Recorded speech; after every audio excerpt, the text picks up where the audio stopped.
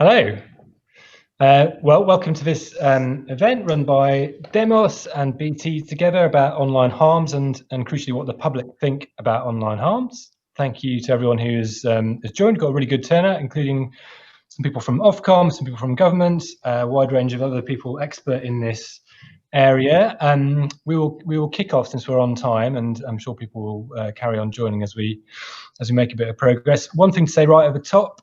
So my name's Alex Towers. I'm Director of Public Policy and Public Affairs at BT, and I'll be doing the chairing of the event. We're going to be recording this session, just so everyone knows who's participating. I'll say a little bit about how it's going to all run. I'll say a few words at the top about BT's perspective on this, and then Ellen Judson from Demos, who's run the research project, will talk us through the results of that. And following that, we've got contributions from a very impressive panel of people. So first of all, Jeremy Wright, who's the former DCMS Secretary of State and the architect of the white paper about online harms, will give his reaction. We've then got Katie Callista, who is a public affairs strategist and also a policy advisor to Glitch, a charity that is all about trying to end online abuse. Ashim Singh, who runs the economy team at the RSA, which includes a big focus on AI and tech and citizen empowerment.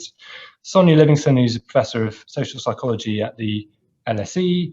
And then Alex Krasnodemsky-Jones, who's director of Demos's Centre for Analysis and Social Media. So all of those people are going to speak for sort of between 3 and 5 minutes or so, and then we should have some time at the end for questions. And I will open up the discussion at the end. You can ask a question at any time, if you like, using the Q&A button at the bottom of the screen, and may well be that the Demos team can answer your question in real time. And if not, I will try and keep track of who's asking which question so we can come back to them at the end. There's also a chat button, if you want to use that. That really is in case you've got any sort of technical problem or need or question for the admin team. So press that, and we will try to get back to you. Toby, who's running all the technical side of this session, will try and fix that for you. So with that, I'll just say a few words about why we wanted to do this work. And BT worked with Demos, and Demos have actually done all of the research work, I should hasten to add, rather than us. But we wanted them to do that really to get a better understanding of public opinion about what has become, for lots of us, a big concern about how we live our everyday lives online. There's been a huge amount of noise about social media and how it should be regulated, whether it should be regulated. I guess it struck us at BT as a sort of customer-facing digital company, but a lot of the noise, a lot of the opinion are pitched about what is good for the public or what is in the public good, but not always with huge amounts of evidence about what the public think about some of the in-depth questions. And we've got 30 million customers out there. We're very keen to understand them better and to listen to them before we take a view on some of these things.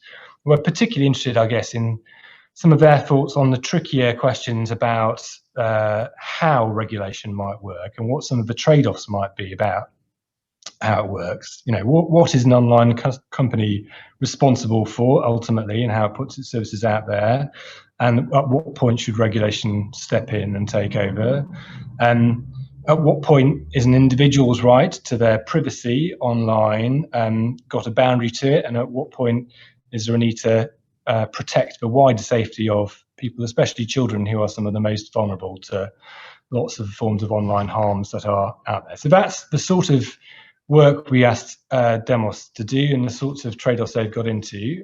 And I will stop there with my introduction and hand over to Ellen, who can talk about what they have discovered. Thanks very much, Alex, and thanks everybody for joining. It's really, really nice to be here. I'm just going to share my screen, so bear with me for one moment while we work out the technicalities. Is that all coming through nice and clear? Great. Okay. So I'm Ellen. I'm a senior researcher at Demos, and as Alex said, have had the pleasure to work on this project with BT, basically trying to look into what do the public feel about online harms? What are they worried about? What kind of action do they want to see? So we carried out the research over the summer, and these were the top line questions we wanted to be investigating. So if there are particular harms people were more concerned about, who amongst the wide variety of actors who are kind of involved in these conversations do the public feel are most responsible? And when there are kind of trade-offs or balances that need to be made between different rights, protections, freedoms online, how do they feel about those? So a quick note on our methods.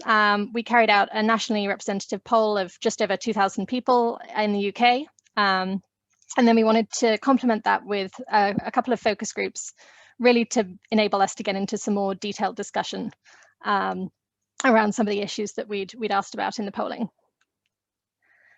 These are our top line findings. So that essentially, as many people would perhaps expect, people are very concerned about online harms and about a wide variety of online harms, but in particular, kind of the more serious illegal activity that occurs online.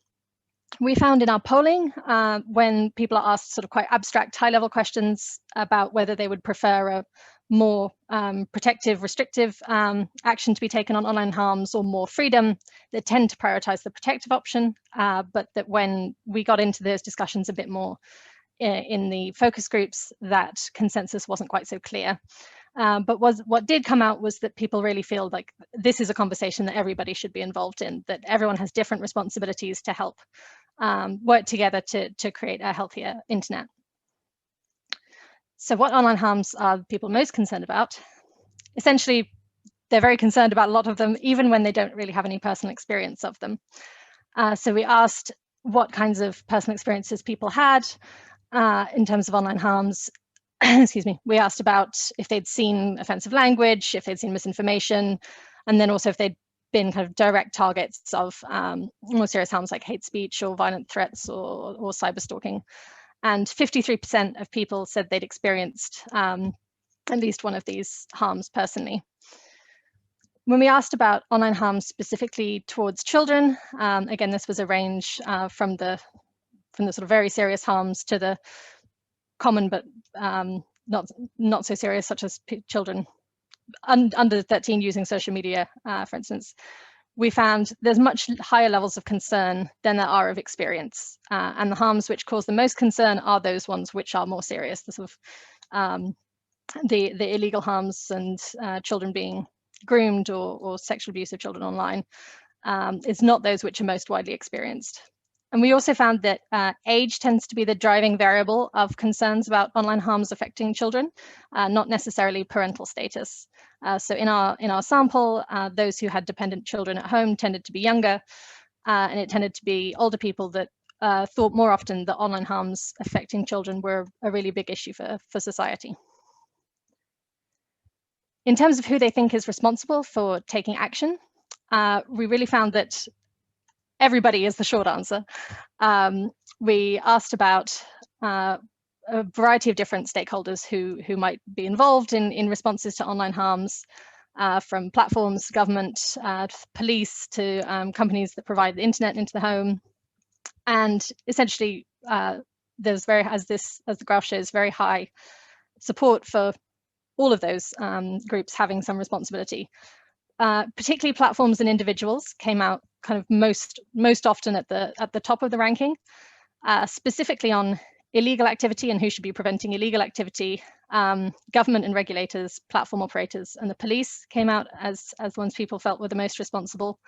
Whereas when we asked them about harmful content, but that wasn't necessarily illegal, people considered that platform operators, private messaging services, and individuals were the most responsible. We asked about a range of different harms and who was responsible for them. So for instance, fraud, we asked about banks, and banks came out very high. So we got the sense that people want stakeholders to be involved in the way that they know how to do, in the way that they already are experts in. So banks are experts in financial management, so they should be involved in the fraud response. Police should be involved in illegal responses. Platforms know what's going on their platforms, so if there's something that's undesirable but not illegal, they should be involved. And this is a quote from one of our focus groups that really nicely kind of summed up that feeling that we were getting from the polling, where seeing responses to online harms as being something which should be happening throughout all these different groups in society. So we asked people about trade-offs and balances between different rights and freedoms. And one thing we were interested to find is that people were using kind of by them unprompted the language of rights, and we're engaging with the fact that there may be trade-offs or maybe balancing acts that need to be done. So this one quote from a participant in our focus group who's saying that, you know, she knows that freedom of speech, we have it and it's very important, but she doesn't know the limits. And when people are saying horrible things online, some of those horrible things are probably cover under freedom of speech. Some of those horrible things fall outside the remit of freedom of speech, but she wasn't sure where that was and wasn't sure how to resolve that. What we did find in our discussions was that there were opinions which were fluid and were changing kind of as we went through the discussion with people. People were coming out very strongly on one side of things, and then there'd be a bit more discussion about what that might mean for them, about the ramifications, and people would come out on another side. So this quote we discussed in the women's focus group about pre-moderation of violent content, and they felt strongly that Facebook should be pre-moderating content to prevent that. Then when we discussed later if they would prefer kind of free access to all content online, harmful or not, or a more strict regime that would enable harmful content to be removed, they were in favor of the access option, and then recognized themselves, as in this quote, that that's not what they'd just been saying. So what we really felt was that people have strong opinions on these issues, people want to be engaged on these issues, but that hasn't been done in this in-depth way yet, kind of across the board, to try and get people really thinking through what different options mean for them, for society, and that people want to engage in this consultation. We tested attitudes on some specific measures around different online harms. So one of these was asking about age verification, and we found kind of strong support for age verification to enable sites to ensure that children aren't accessing age-inappropriate content. But there were some hesitations that came out in the focus group about how to enforce it. So people saying, well, it would be good to do, but I don't want to give my passport to Twitter. That seems like the wrong way to go about things. So we had this. These are our results from the polling on this. As you see, 77% supported the strong measures in place to stop children accessing age-inappropriate content. And here's a quote from one of the participants in our focus group who, as it says, was supportive of the idea of having more strict controls, but wasn't entirely sure about what that would look like or what that might actually be in practice. We asked a few questions which are more closely related to content controls, content moderation, pre-moderation of content. And again, we saw support for kind of greater action, but worries about how that would be implemented. So in polling, when we asked about if people should be able to access everything or if harmful content shouldn't be accessible, people were more than 58% favored that they should not be able to access harmful content. So not as high as the age verification results, but still a majority. And freedom of expression, again, we asked if people should be free to express themselves online, if that causes harm and distress to other people. And again, we saw a majority thinking that that shouldn't be permitted. We saw some agreement with this in the focus groups, people saying you shouldn't, you know, why is it okay for you to be able to upload violent content, for instance? But there were a lot of worries that came out. There were worries about how this would work. There were worries about whether it would work. And especially one thing that came out quite often was these worries about who gets to decide the limits of what is, of if we're talking about kind of harmful speech, harmful content, who's deciding what's harmful?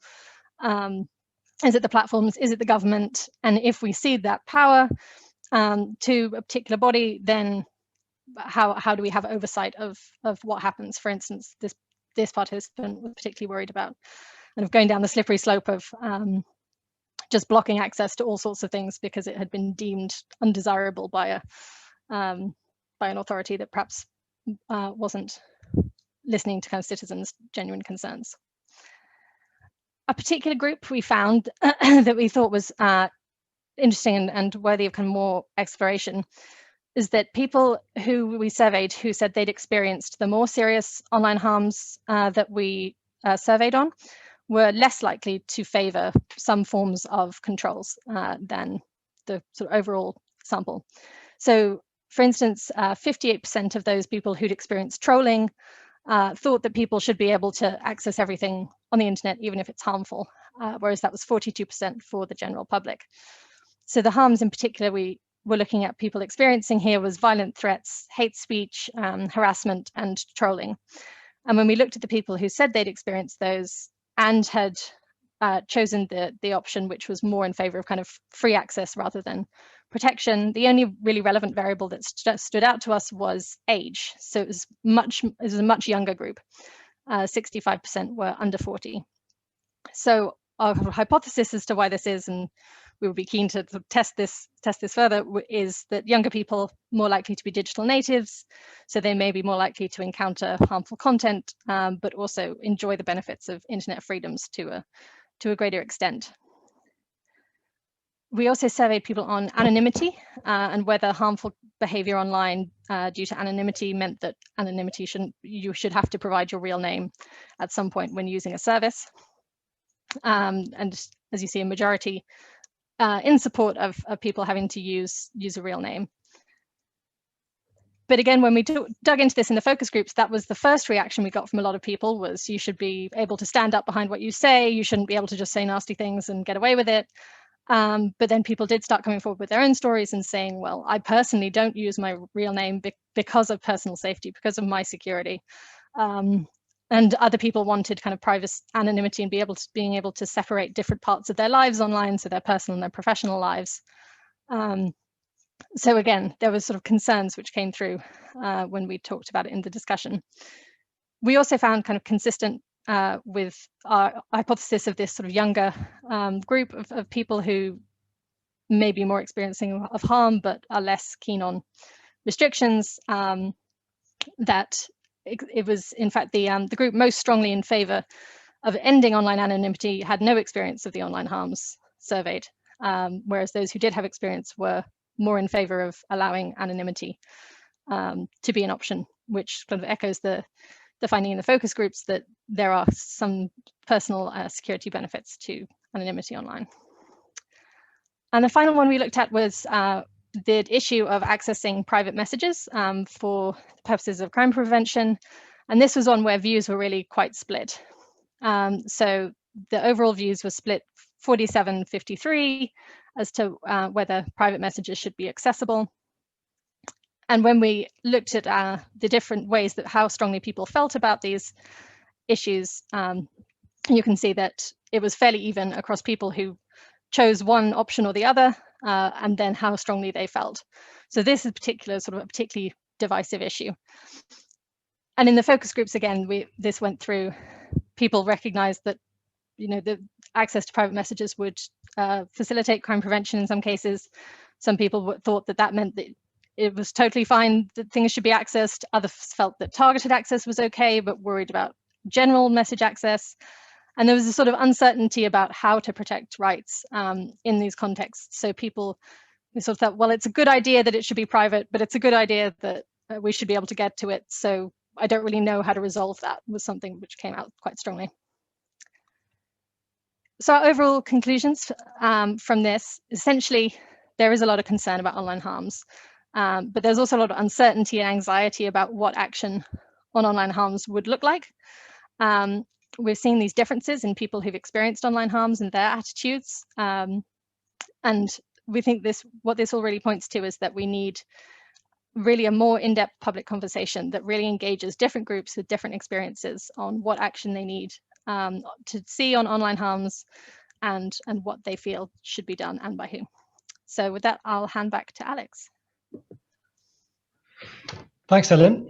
That's a really fantastic summary. So let's cut straight to our panel, and we'll start with Jeremy Wright. So as I said at the top, Jeremy, you were the Secretary of State who brought us the white paper on online harms, which I think had a lot of support for the sort of key principles behind it when it was published. I suppose it'd be really interesting to just hear your reaction to that research and think about, bearing in mind all those sort of questions and points about how we take regulation forward in this area, what you think the government ought to be doing next when things come back to Parliament, I think, quite soon. Well, thanks, Alex, and thank you to BT and to Demos for doing this research. I think it helps us with a number of the questions that are obviously live when we talk about this subject. The first and most obvious question you always have to answer is, should we be doing anything at all?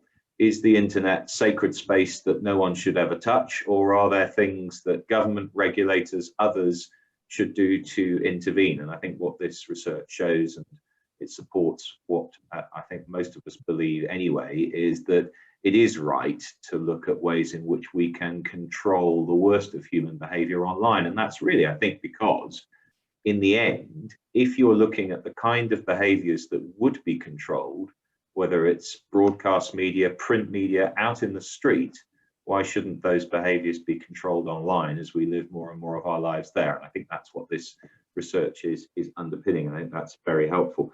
It's also obvious that the next question you have to answer is, how do you balance rights with protections? And that's exactly where this research is focused, where these statistics are going. And I think that's where we're going to focus most of our conversation, because these are the most important questions. I think it's very important when you discuss these things, though, not to lose sight of the upside of a free and open internet. It's always easy to do that when you're talking about online harms.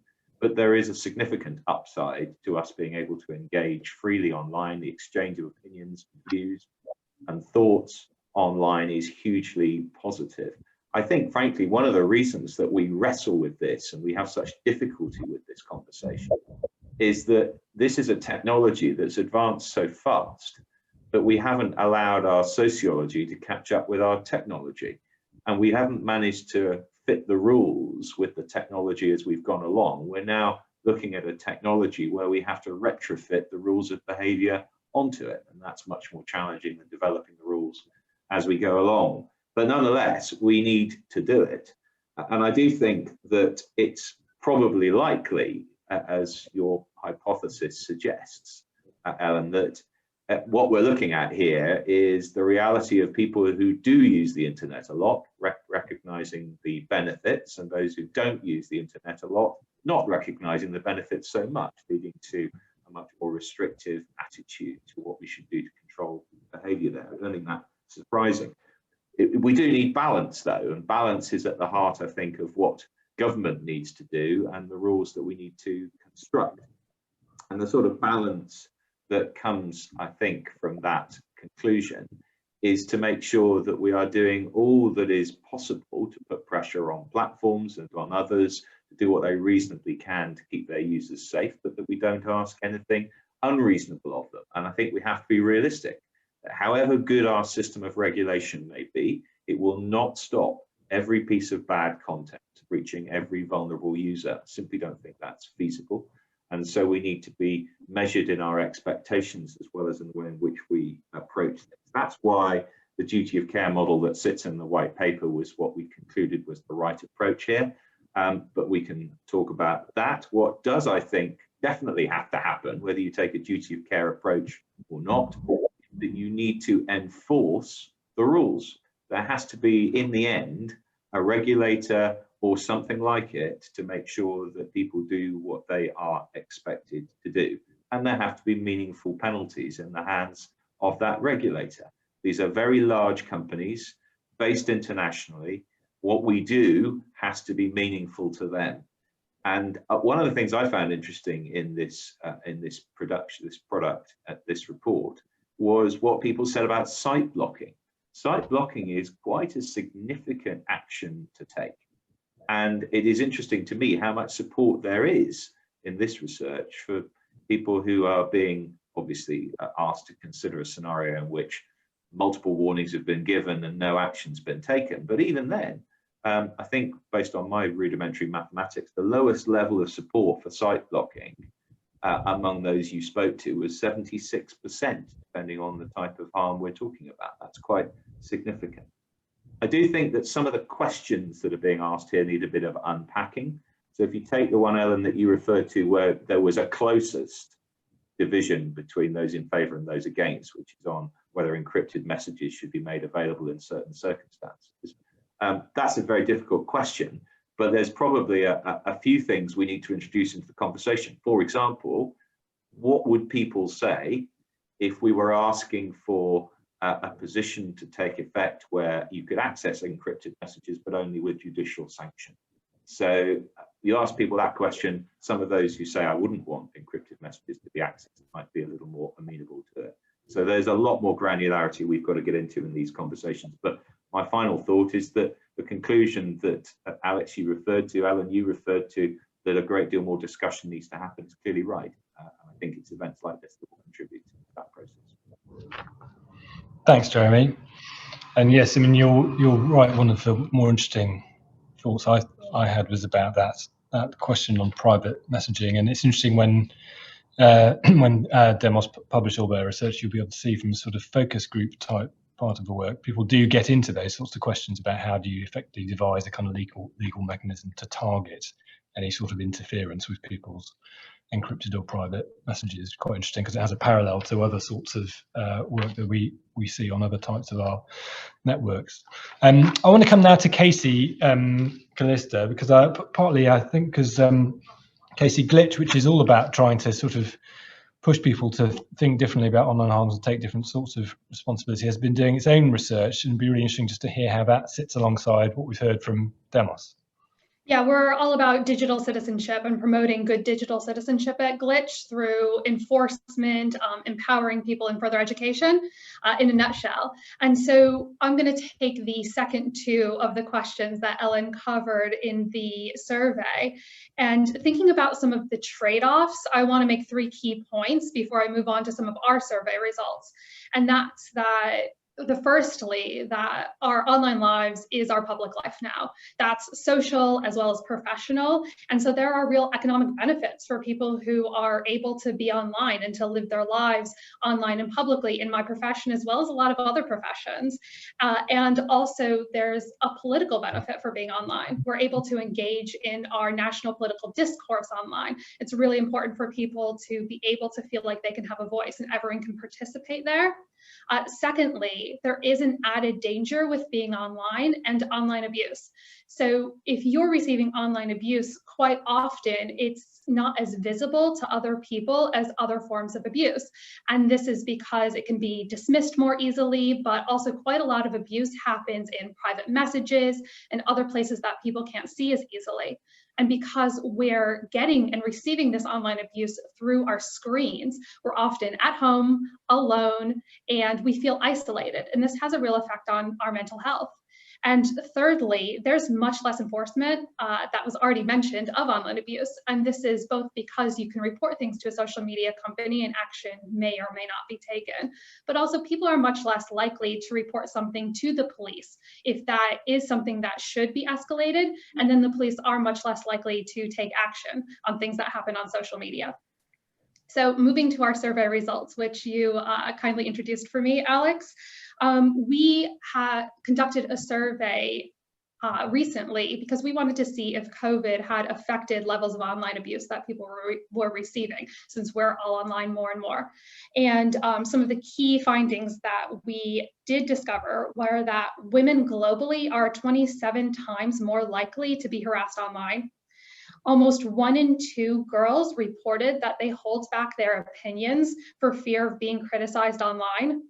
And approximately 1 in 3 people said that they had received more online abuse during lockdown than they had previously. And so while we're seeing, higher incidence of people on online abuse who are Black, who are from other minority communities, and this includes LGBTQ+ hate speech, this includes disability hate speech, the key result that we got was that gender is the most cited reason for online abuse by almost 50%, and Black women are the biggest category to receive online abuse. And so when we're moving on to the final question that Ellen covered about how to engage the public, when I heard her talk about the results that Demos had, I thought instantly about how hard it is to envision something that doesn't exist yet. So we don't have good digital citizenship currently on a lot of our online spaces. And so it's really hard for us to imagine how we can get there. And a lot of our social media sites that we're living on right now have been created by a certain type of man and built for a certain type of man. And we have to recognize that. One of our survey participants said, nothing ever changes. I report lots of violent images and sexist abuse. We're guests in a male space.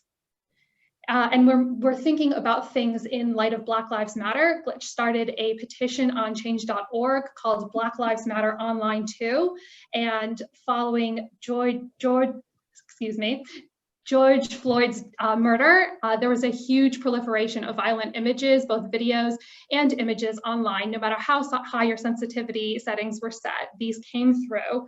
And we need to recognize that this can be traumatizing. It can desensitize people to violence, particularly violence against Black people. And so my final point will be that we need more voices in the policymaking process, and we need to take more people into account. And this includes women's voices, Black people, other minority groups, and we need to make sure that they are really involved, and we need more control over our online spaces as well. Personally, I would really like to see in our existing platforms it to be a lot easier for me to create the communities that I want to engage with, and this includes women-only spaces when that's appropriate. Fantastic. Thanks, Casey. That's really, I mean, that research is sort of, it's kind of shocking, but, you know, important part of the debate, I think. And I guess one dimension to all of this, I suppose, is that the online world exaggerates and amplifies lots of fantastic things about the world, and also every sort of different type of, you know, prejudice and difficulty that people have at the same time. I'd like to turn to Ashim from the RSA, who I know have also been doing their own work on some of these sorts of questions, and also the sort of slightly broader area of sort of disinformation and misinformation, which is sort of grouped with lots of much more kind of extreme forms of harm, I suppose, in the way that we discuss some of these things. And I sometimes wonder whether that's quite right or not. But Ashim, do you want to just talk us through your perspective on this? Yeah, thank you very much, Alex. I just want to take a moment to say how much I agree with what Casey just said about the need for different perspectives in the policymaking process. And in this, if you like, this institutional reconstruction that we need to go through now as we reimagine this world in which we live that is mediated through the internet to such a large extent. So absolutely, the more perspectives we can get into the policy process, but also into the civic space, into the design space, I think it's really important. And that's really the locus of my comments today. I mean, I really want to say, first of all, I want to congratulate Ellen and the team at Demos, Alex, yourself, Helen, Scott, BT, and a fantastic piece of research. I think it's incredibly timely. You know, at the RSA, we've been around for 260 years. So you're quite right. We take a sort of generational view of the public square and its importance to rational, enlightened debate.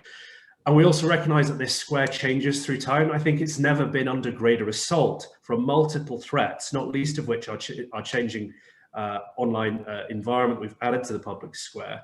And we really need to take stock and take a step back, just think about how we preserve it and how we evolve it as we move through the next millennium. I was actually in conversation with a Demos alumnus, Jamie Bartlett, on Twitter the other day. We're talking about what I refer to as the constant synaptic terror exerted by our current information ecosystem. There are sort of waves of toxic content, misinformation, and now we're paralyzed by lockdown. We're essentially a captive audience. It's hitting us, and there is nowhere to go. This is the way we relate to each other, and that's before we get to, you know, the stuff that we were talking about before lockdown, the surveillance capitalism that's the locus of the work of Professor Shoshana Zuboff. And you know, all of these things added together fall into this broader project, Alex, that you've, thank you for highlighting this, that my team at the RSA is doing in conjunction with BT, looking at the generational, the epochal challenge of misinformation, toxic content, and how we co-design with different diverse perspectives the public square anew and make it fit for the 21st century. I think our challenge here is no less than that. And I think this piece of research is a vital a vital stepping stone towards that bigger goal. I would, if I may, just like to make 3 additional observations for discussion, some of which speaks to that research and some of which has just come up as I've listened to some of the presentations we've heard already today.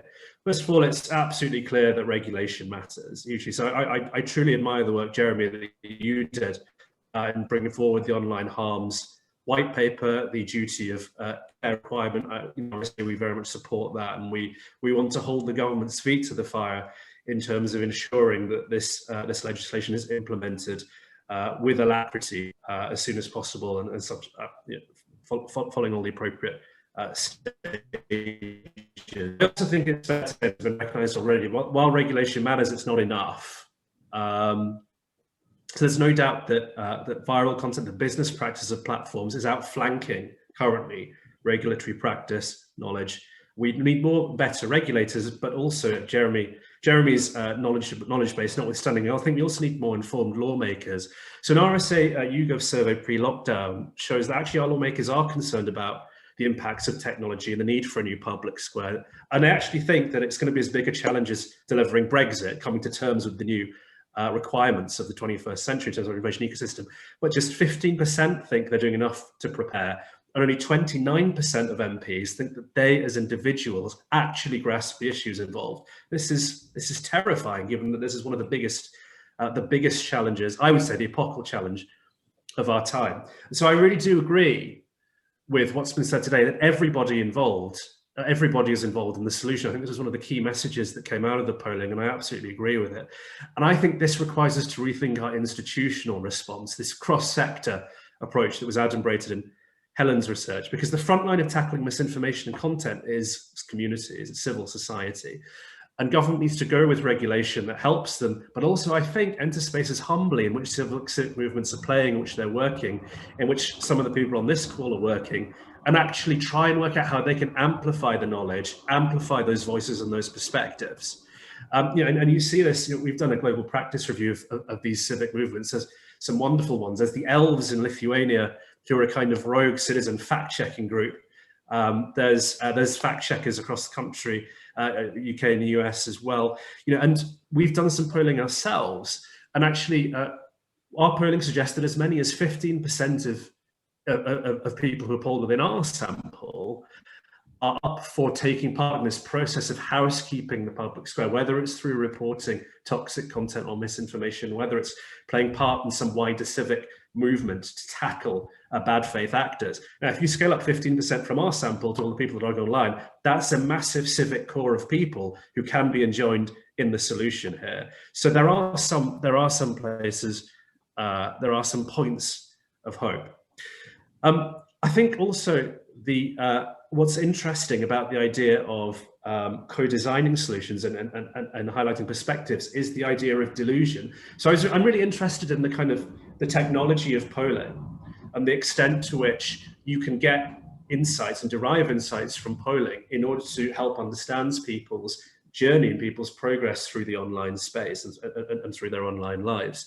I don't want to spike our entire report here. A really interesting statistic that we found in our polling was that many people, a significant portion of people, think that disinformation, misinformation, toxic content are problematic, are playing a huge role in society. But if you ask them, what's the extent to which your opinions have been influenced? What's the extent to which your life has been affected by misinformation, disinformation?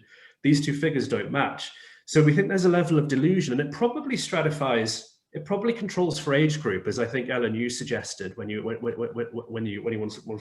I suspect there's a bit of a self-selection effect here, whereby younger people, perhaps they're more likely to identify themselves or to understand the parameters of what they're seeing, and therefore, and there's maybe a level of delusion that's currently extant among people of other generations, and that makes it even harder to have these sorts of conversations about trade-offs, about rights, about responsibilities, about how we move forward collectively and create new civic institutions to respond to this. But these are conversations, they're hard, but they're conversations we need to have. And so this brings me to the final point, which is I absolutely endorse everything that's been said so far about trade-offs and about having a grown-up conversation. Well, That's a bit of a patronizing way to put it, actually, so let me withdraw that last statement. Having a conversation that is designed, that is genuinely pluralistic, that involves many different perspectives about how we move forward in terms of our rights architecture, in terms of our civic architecture that responds to this challenge. And this can get quite granular. It can be about PGP encryption and private messaging, but it's absolutely a conversation, I'm from the RSA, so we talk about everything in terms of social design, but a social design conversation, a civic participatory event or series of events that needs to emerge from these issues if we're to move forward collectively. And I just want to round off by saying I really welcome the work that Demos has done on this so far. I hope that we get to work together on this in future, because I think it will take not just one institution, but many to deal with what is the epochal challenge of our times. Fantastic. Thanks, Hashim. Great stuff. And on following that principle of getting as many perspectives as possible, let's get an academic perspective from Sonia Livingston. I guess, Sonia, lots of work you've done has been focused on children in particular. I'd be really interested in your view of this question of whether children have got a false sense of confidence about their own ways of navigating this online world, or maybe a realistic one. One of the people in the chat is saying that by the time kids get to year 10 now, they sort of dismiss a lot of adults' kind of skepticism about online harms. Yes, be good to get your thoughts on that. Thank you so much, and very happy to contribute. It's been a very interesting discussion so far, and I think I also agree pretty much with everything that's been said. So I want to start out by saying this is a panel about what the public think of online harms. But the public has not been fully consulted because only the adult public has been consulted. And even though the UK has ratified the UN Convention on the Rights of the Child, of which Article 12 says children must be consulted in matters that affect them. So it disturbs me first and foremost that this report quite substantially includes adults talking on behalf of children without hearing from children themselves. And I really want us to be careful in who that public is that has been consulted. And if I can push the point, my guess is that somewhere there was a conversation between BT and Demos about whether to include children, and maybe a cost decision was involved. I don't know what, but either they were forgotten or they were decided to be too expensive, but their voices should be heard. Fortunately, many of us who work on children's rights do indeed consult children. So let me give you a little insight into what they say. And I'll come to that in a sec, but I just wanted also to make a comment on rights. The language of rights is something I've been working on increasingly in the last 10 years maybe, and I learn a lot from all the rights lawyers around me. And it's very welcome to hear the language of rights so prominent in this discussion today. I have learned that you cannot trade rights and you cannot rank rights. Rights are fundamental when we're talking about fundamental rights, but key rights are qualified by the rights of others. And I think I invite us to move into a more careful language in which we recognise the conditions under which rights are qualified, for example, to privacy and to speech, though I might say not in relation to child protection. And that qualification forces us to pay attention to the social context and the interdependencies of all our lives. And when I say all our lives, I mean the lives that include children and adults, knowing that worldwide, approximately 1 in 3 internet users is a child. In the EU Kids Online research that I've long been involved with, we survey children across Europe, and the latest results are crystal clear that the risk that children are encountering is increasing, children's concern is increasing, and children's hope and trust that adult institutions are going to address their rights is decreasing. And I think that is just a really sad indictment of our time, that we constantly welcome children, we celebrate them as pioneers and so forth of the internet world. But at the same time, we're not hearing their concerns, and their concerns are not always the same as our concerns, but they are very concerned about hate, about violence, about discrimination, and they're concerned not only for what they themselves experience, but that they open their eyes and grow up in a world in which adults are expressing hate, violence, aggression, and so forth to each other. And they are dismayed that as they face that world, the message from adults is that they as children should be responsible. All the digital citizenship messages come to kind of constrain them to be good boys and girls as they open their eyes and participate in a world in which men and women, especially men, to follow Casey's point, are not receiving that message. I did a couple of years ago do a survey of parents in the UK, and I just wanted to say something about the kind of puzzle around parents or younger adults in Ellen's finding. I think parents are in a completely impossible bind, and it's been exacerbated by COVID, because they are, of course, responsibilized to keep their children safe, number one. Every parent would sign up to that, but they are bringing up their children in a digital age. They're bringing up their children for a digital future, and they cannot constrain. They know that they cannot constrain and kind of wrap up their children in cotton wool. So somehow they have to find a nuanced way of their children engaging. And parents are often, I think, more respectful of children's civil rights and freedoms than are the adults who kind of talk in the generic he, as it were. But parents are very worried about being responsibilized solely, that somehow the adult world should be left free with its rights, and then they are to keep their children safe insofar as they are unequally supported to do that and don't know where to turn. There are many very well-meaning NGOs who seek to advise them, but they are by and large reactive. They are by and large trying to retrofit a world not designed for children to try to kind of get parents in their busy lives to meet their children's needs, rather than and this is where the online harms bill is going to be so crucial, able to think about how to redesign that online world. So yes, several people have said today children are vulnerable. And the rights language for dealing with that vulnerability is to treat children according to their best interests. That's what it says in the UN Convention of the Rights of the Child that the UK ratified. And that means no generic solution. That means really taking into account children's age, maturity, the support around them, the risk factors offline that we know reproduce and create risk factors online.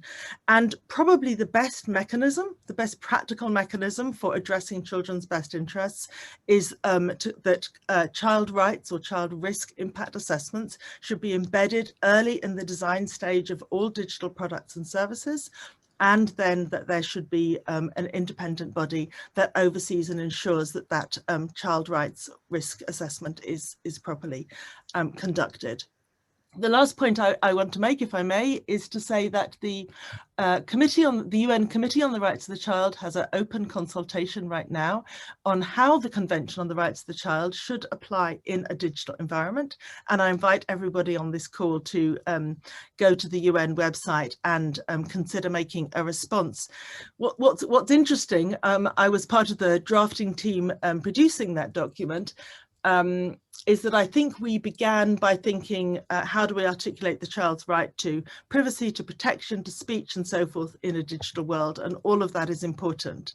But what I really came to understand through the process is how important are all those measures around governance, and how really, to go back to Jeremy Wright's opening remarks, how can we give really careful thought to a trusted, independent and authoritative regulatory body that is able to fully address the diversity of the public of all ages, and ensure that rights by design, safety by design, privacy by design are properly built in, independently monitored, and that there is remedy.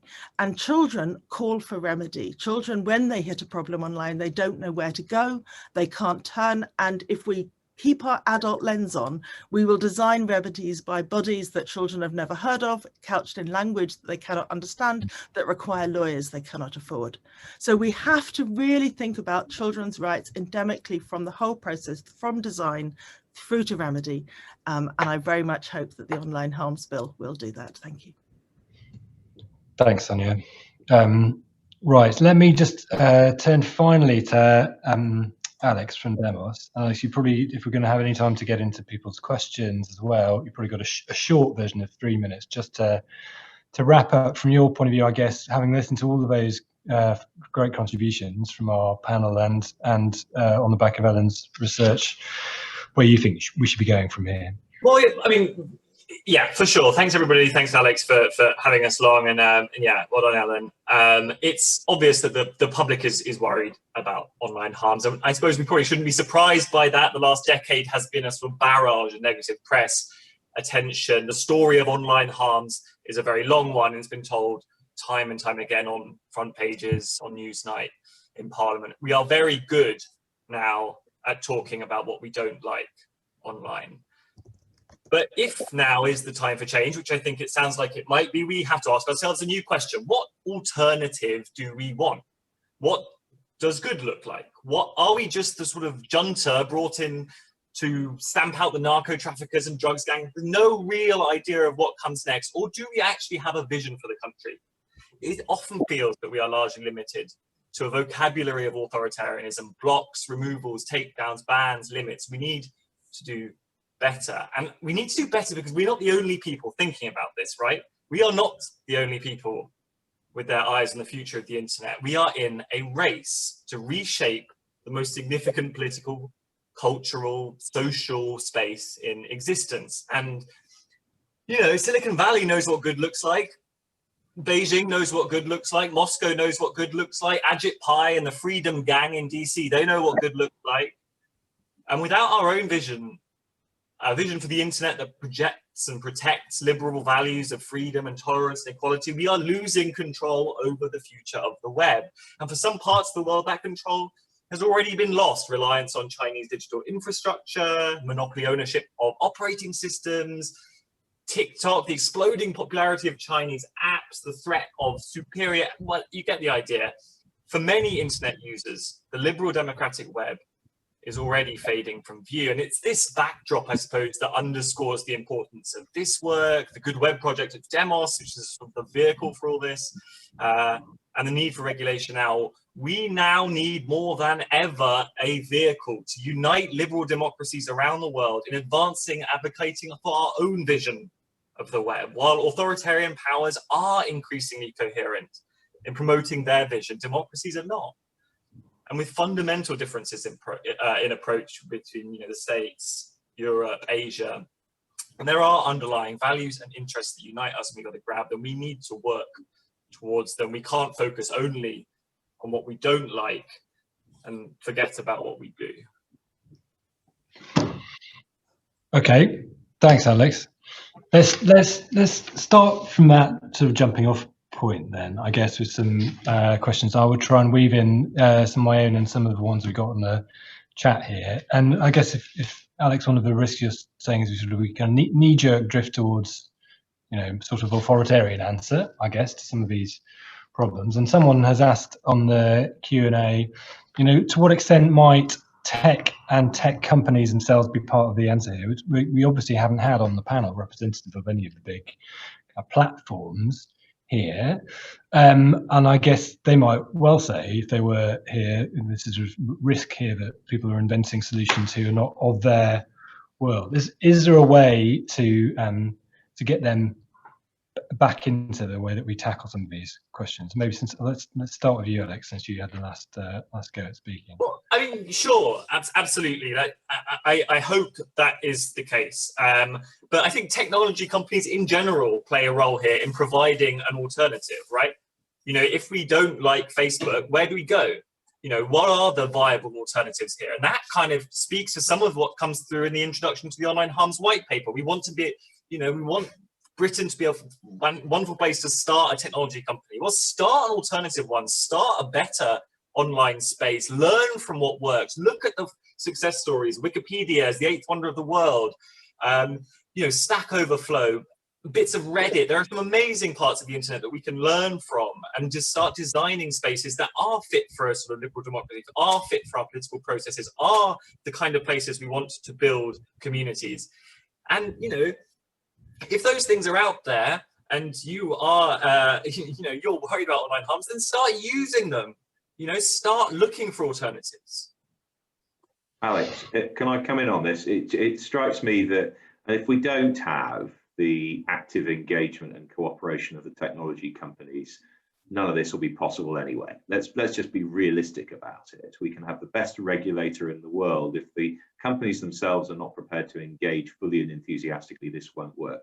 And the reason that duty of care is the centerpiece of the white paper is that if you are going to do this effectively, and I completely accept what Alex has been saying about the need to create a positive model rather than simply a negative set of restrictions. If we're going to do that, then actually what we need is the platforms to scan the horizon far better than any regulator ever could and start to see some of the emerging harms and do something about those.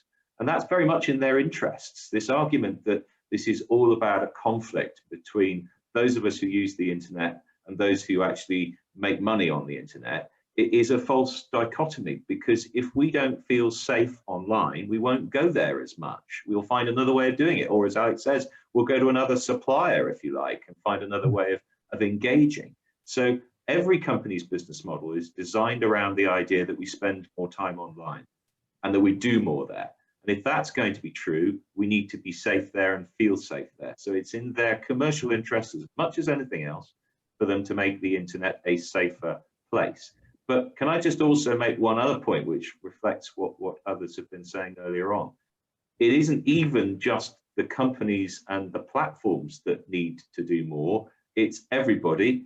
And I think the point about better informed legislators that was made earlier is very well made. But frankly, we need better informed populations too. And one of the things we can expect, I think, online platforms to do more on is to help to educate, inform, equip people to deal with online harms themselves.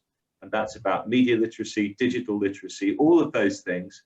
And I don't think we should forget the strand in this that is not about government, nor even about online platforms directly, but about all of us having the capacity to be more effective digital citizens and to respond ourselves to the ways which we can keep ourselves safe online. But that in itself requires more from the platforms.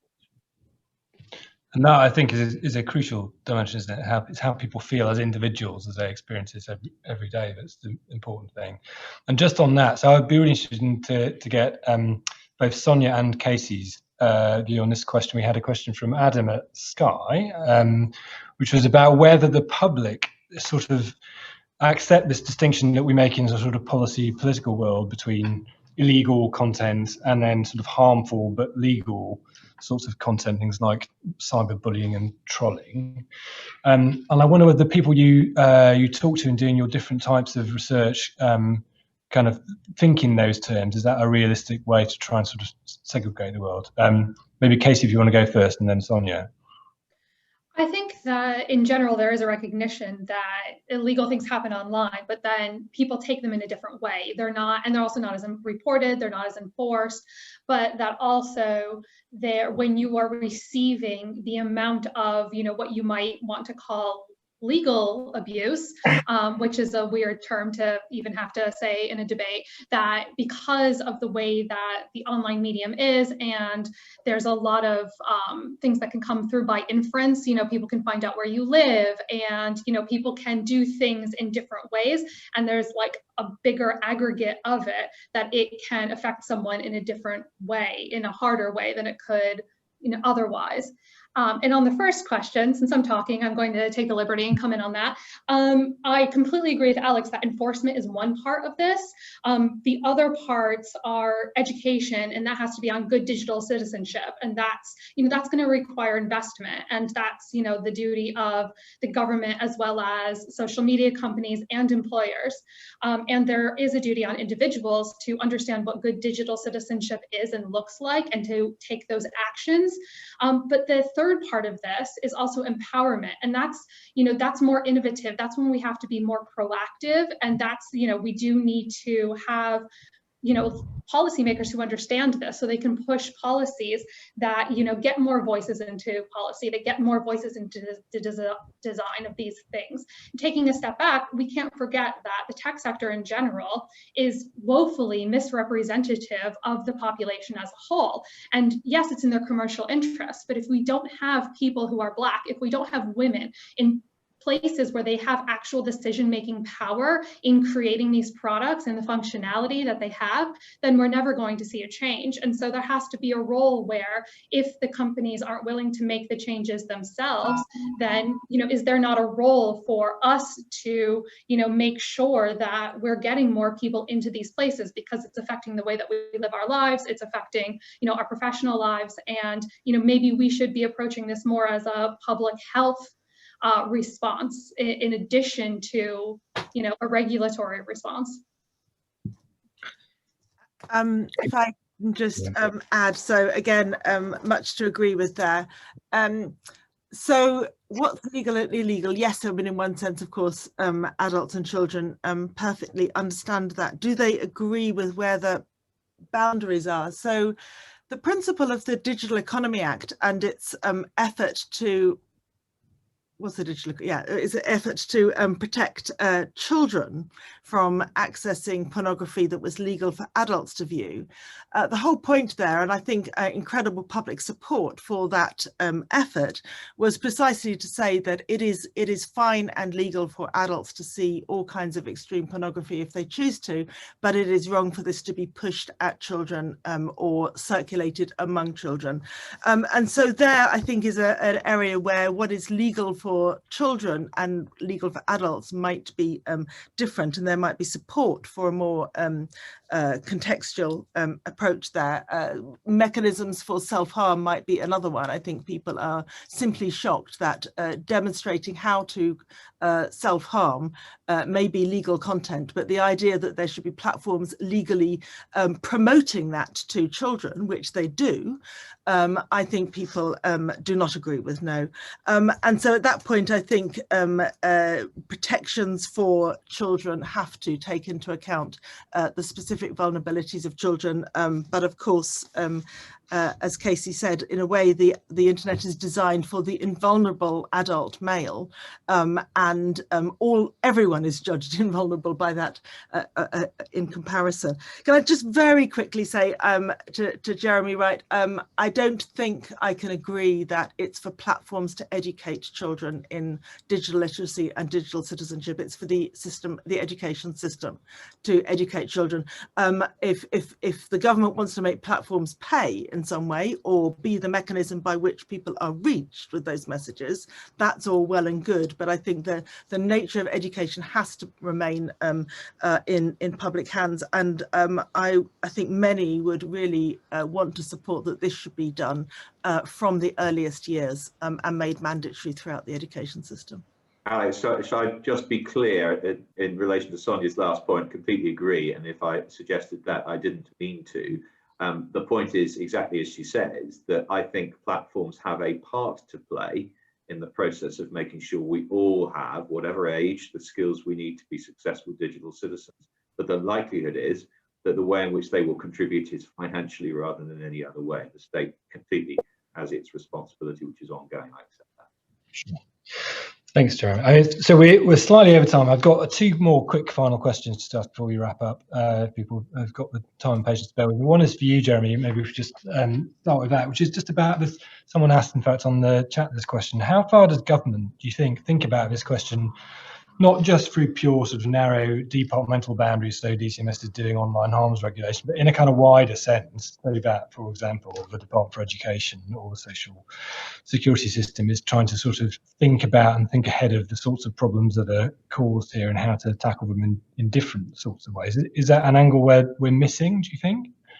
Well, anybody who knows anything about the practice of government knows that one of the greatest challenges is getting every department to engage in what is a cross-departmental problem. It always has been, still is now. I think in terms of the agenda we're discussing, there is a recognition that a huge number of different departments have to be engaged with this, but of course they all have slightly different perspectives. And one of the challenges, let's be frank, about pursuing this agenda is that certain parts of government will always wonder whether it is sensible to regulate areas of the economy which create huge amounts of wealth, which bring in tax revenue, though perhaps not as much as they should, and certainly create employment. So there's always a conflict in this. There's nothing new in that. I don't think the online harms white paper is new in that sense. But there is, I think, a recognition that this is something that the whole of government, but broader than that, as we've been saying, the whole of society has to confront. You cannot ignore, I think, the move towards digital citizenship, the move towards more and more of our social interaction, our economy and everything else happening online. And you can't, I don't think, go on assuming that we should leave that space completely uncontrolled and unregulated while we do more and more of our business and social life there. So that's recognized, I think, across government. Inevitably, the different political perspectives, different departmental perspectives play a part, but there is a recognition of that. The most important thing is to get on with this. And I think the sense of urgency that there was in government seems to have been eroded somewhat. And I think it's conversations like this that need to re-inject that urgency. You'd like to think, I would have thought, that the period of online activity that we've just seen in lockdown, where people are online more and more, should inject a bit of that urgency, because we are seeing already, and we'll see more, I think, evidence of greater episodes of online harm because people have been spending more time online. So the urgency should be there. I'm not convinced it is to the degree I'd like to see it. I think we all need to play our part in reapplying that pressure. Yeah, I totally agree with that, and we are certainly trying to. Otherwise, we sort of seem to be constantly waiting for the next bit of white smoke from Whitehall. So, look, my last question, Ashim, if you're still with us, you talked about something you referred to as constant synaptic terror, which it sounds like vaguely sort of way I feel in the mornings sometimes. But it would be really, really great just if you could just expand on what you think that means as a sort of, if that's a sort of sociological trend almost. Yeah, I think these conversations actually help expand that. So I'll answer the question, but maybe slightly indirectly, and hopefully within time that gives everyone else a chance to wrap up. But what we're talking about really here is we're using the tools of our current existence, legislation. The tools of the tools of the three-dimensional world, if you like, and we're translating those tools to try and apply to a multi-dimensional space, a space that records in perpetuity, that invites connections across boundaries, that isn't boundaried in the same way that real space is. And this fundamentally opens a new series of institutional challenges across society, for all of society, including individuals themselves. So individuals find themselves in the middle of a web of a kind of overlooking layers of information, often contradictory, often that speaks to their deepest intuitions, that affects the psychic realm, that's in their pockets, that's speaking to them from their kettles, from their washing machines. The Internet of Things really takes on. So we are at the center of this, and our conception of ourselves and our own conception of agency needs to be rethought. This Enlightenment idea that we were fundamentally capable, each person is fundamentally capable of taking rational choices in their own best interests 99% of the time. We need to rethink that question and rethink about what that means in terms of our duties of cares to society as a whole. Now, this is incredibly threatening to many kinds of political doctrine, especially those. I mean, I consider myself to be, you know, a kind of a self-prepossessing, independent kind of guy. But, you know, the reality of where we are right now means that I have to fundamentally rethink what my agency looks like and how I look to other institutions in society in order to redefine what I'm capable of. So that's the individual thing. In terms of government, I think there's a really clear duty here. Yes, it's to regulate using those three-dimensional tools, those real-world tools, but it's also to empower. It's also to look beyond the immediate regulatory space and to actively find ways to platform movements that are at the front line and perspectives that are at the front line of this constant battle between what is real and what is unreal, what is what allows us to live our lives positively and what is toxic and what gets in the way of that. And that's not an easy thing to do. It's certainly not something that any department can do on its own. It's not something that a think tank can do on its own, or even a think tank that's been around for 260 years like the RSA. I think it's a conversation, and this is my kind of final bit, that we all have to enter into with humility. And we all have to say, actually, we might want this overarching supervision of what we want the liberal Western internet to look like. But to get to that point, we are going to have to essentially step down from the idea that we have anything that's particularly special to offer in the space. And we actually have to curate a space in which we can all enter with humility and try and work out the way forward. So, I guess I would say that, if we are to overcome this constant synaptic terror, we have to understand just how susceptible we are to layers of delusion as a result of it, and to also step down from the idea that we can do any more than enter a space where we can talk about moving beyond it collectively. And I think that's really where we're at in terms of trying to move this conversation forward. Thanks, Ashim. I think there's something really interesting about that, just to sort of trying to counter sort of general anxiety that's out there in all sorts of different ways, some of which are about regulation and some of which are about trying to find more positive answers to making people feel confident about how they go about sort of harnessing technology rather than being sort of afraid of it. Look, that's being comfortable in their own geographical space as well. I mean, it's incredible how discomforted people feel living their lives as a result of this mesh of information that overlays us now. And these are fundamental anthropological changes that are happening to us, and lockdown has exacerbated them, because I said at the start, we are captive. And we are essentially, the information is what gives us our motion. We're dancing animals, as Kurt Vonnegut said, and the way we dance is through the internet right now when you can't actually get outside. And that's a whole new set of experiences. Anyway, I'll stop there. I could go on about this all day. It's very interesting.